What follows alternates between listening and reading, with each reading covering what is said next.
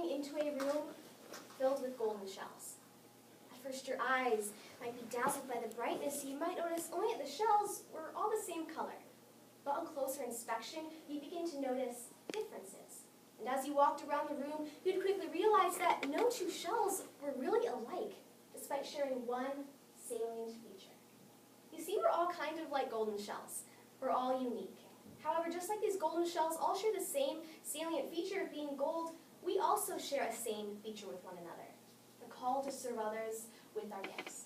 1 Peter 4:10 states, "Each of you should use whatever gift you have received to serve others." And just like this golden shell, just like this cookie cutter, I believe that all of us were created with their own shape given to us by God, and that this shape guides us in how we use our gifts to serve others. But sometimes we don't want to be unique. We just want to fit in and feel normal.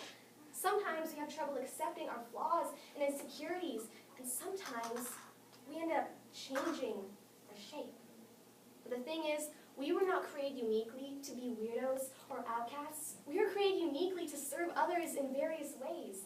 And today we should motivate all of us to come back to our original shape and accept ourselves, so we can serve others the way that God created us to serve. But why is it so hard to accept ourselves? Why do we even feel the need to change our shape? One reason: comparison.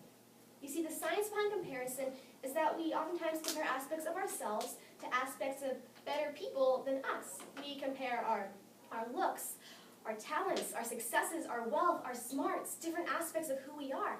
And then subconsciously or consciously, we end up changing ourselves, trying to be like those people. But as a result, we end up changing little bits of who we are, changing our shape.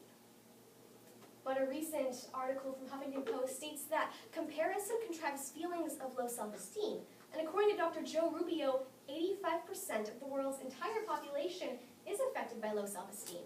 In other words, 85% compare themselves. Now, most people think that this 85% is made up of self-conscious teenagers, but even adults sometimes compare themselves. We teenagers aren't the only ones. Adults sometimes compare their self to their friends, their children to other children, their spouse to other spouses, their house, their car, their salary, to other people's possessions. But I might say, hey, even though I compare myself, I'm still serving others. I still have a shape. Well, that may be true. I am serving others with a shape that I created, not with a shape that God created.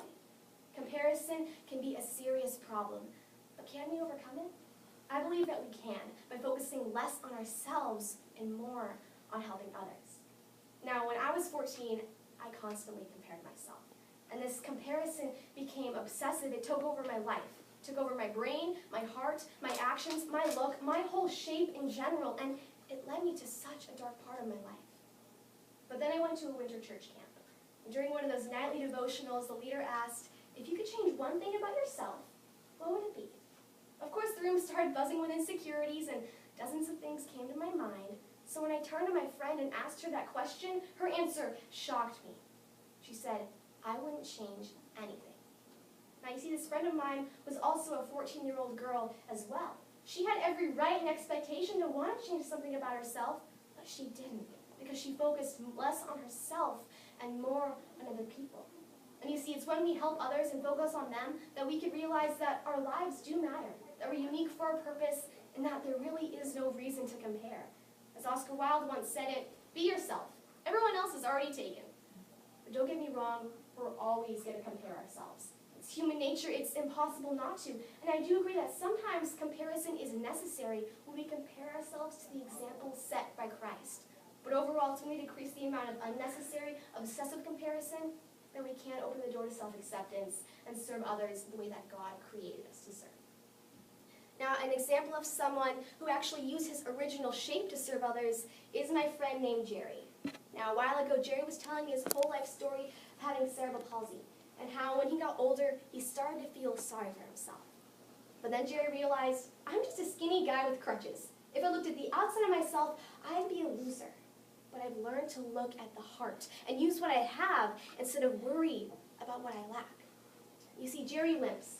He's a slow walker. He grew up with a speech impediment. But Jerry realized that he still had legs. He still had a voice. He realized that instead of comparing himself and focusing on what he lacks, that he needs to accept himself and use what he has, that he needs to accept the shape that God gave him.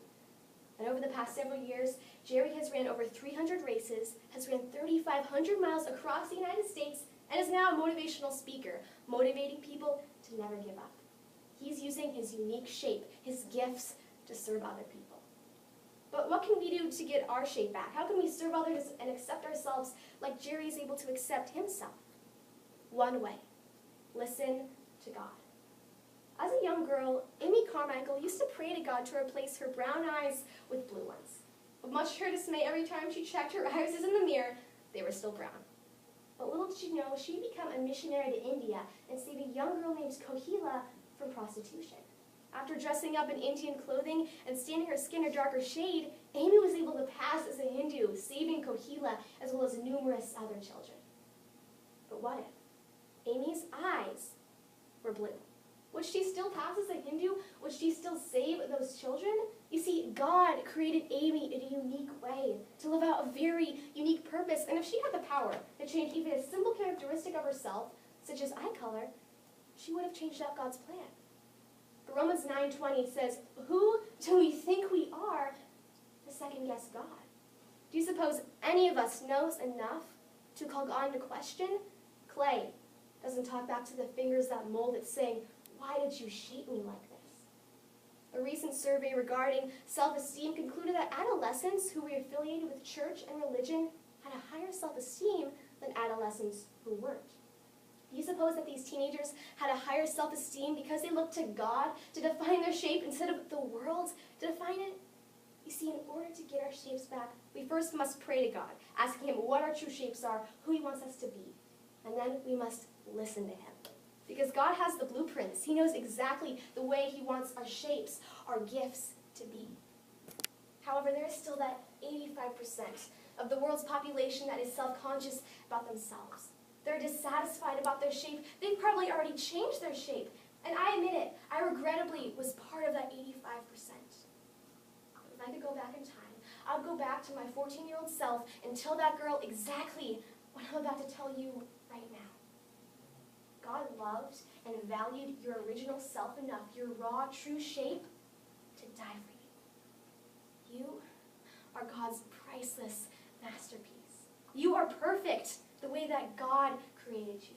You were created to change or mutilate your shape, but instead use your shape to serve others.